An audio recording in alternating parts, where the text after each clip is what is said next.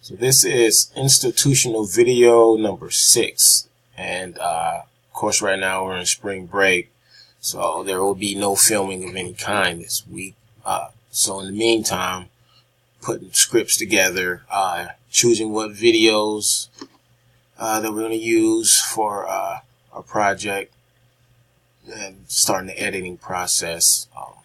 We do have one more thing of filming that we would like to do, and that's speaking with the Goodwill personnel, specifically in the Success Center department of Goodwill, since there is a collaboration between Forsyth Tech and Goodwill, working with the students on the scholarships and also helping them find employment after they're done with school. Figured it'd be a good part to put into the documentary, that aspect of it, because it doesn't just end with the school. You know, they try to help their students carry on and find employment, because it's good for the students and it's also good for the name for Forsyth Tech and Goodwill.